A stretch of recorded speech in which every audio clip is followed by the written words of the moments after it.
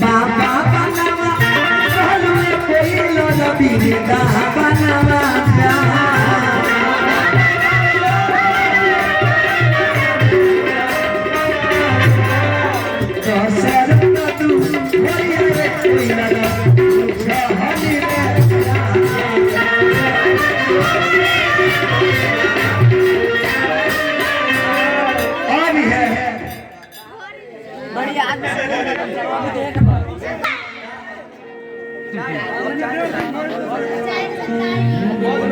ठीक है टाइट रहलो बनाओ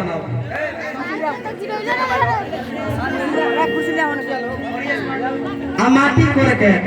एक गोरही ढूंढे ला ले कैसे आ गोरही हां पान कसली हरिया धूप पर हां माटी को डाला तो पूछा तो घर से एगो कहां ढूंढत रहो हां छुछुंदा समुद्र हमरो भेजा रेजा लेके चल गइल बा महाराज अब जब माटी कोर के और से सखी तो चलेला ए आपस में चर बोला गवाना कहेला लो कहेला लो कैसे अरे केगा कैसे सखी तो गावता नहीं को सखी जवला जवान सखी जवला का पुरानी सखी जवला तब पूरे में कौन गावतारी अरे कैसे कि साइकिलिया करे टुकुर मुंदरे कोई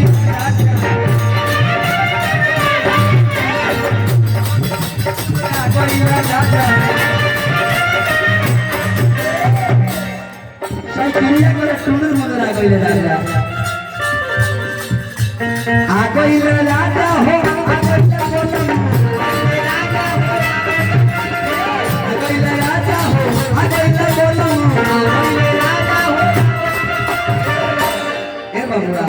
दिल के घंटी बोलल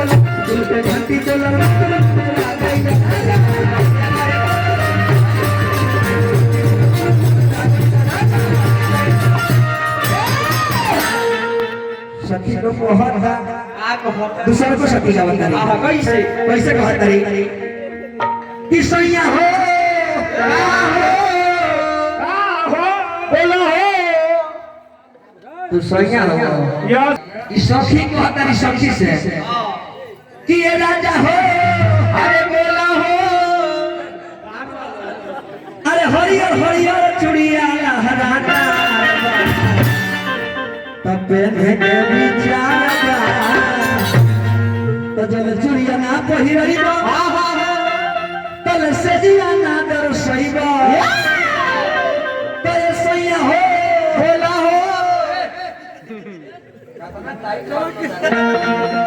अरे ऐसा जब तक न मारे बतहरा तो सट जाई बाते ए बबुआ सखी जो के चटकन में कातना गुण बा हां सीमेंट के काम नहीं है लास्ट सखी लू गावत तारी कहत तारी कैसे सखी गावत तारी एगो लास्ट में कहत तारी कैसे गीत अलग अलग समाचारी भइले बहुत गीत गावेला अनेक प्रकार के गीत सखी तो गावेला कहेला एगो लास्ट सखी कहत रही कैसे तबे डरता हम के टाइम दे के ई बोलौले बा लगौले बा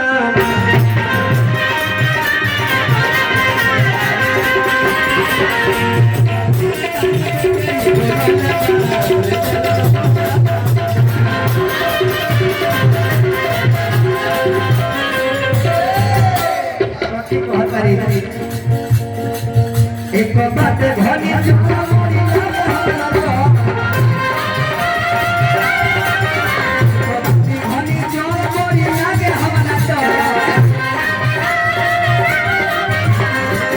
ए बबुआ हमरा ही हमरा लोरिया ई लोला का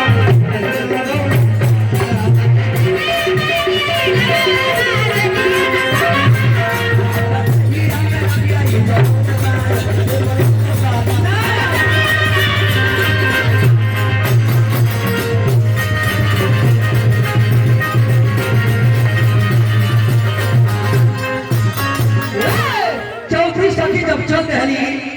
जब चल तो लास्ट में तो सखी जो गावता कहता कैसे कहता अनेक प्रकार से गीत गावे ला लोग कहानी के जब तक बढ़ाओ लिखते हुए ले जाए सखी से तो कहने करला अरे बना पियो कोला कोला कोला सदा पी सैया तो का करी हमर मुंह बेचारी ना कर मार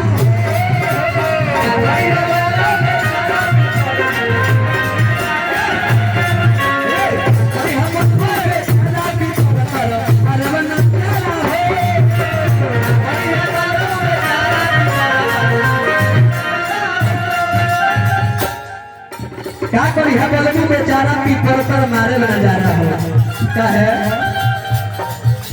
ज्यादा किसी नहीं है कल लगे ना नहीं है किसी नहीं है कल लगे ना नहीं है किसी नहीं है कल लगे ना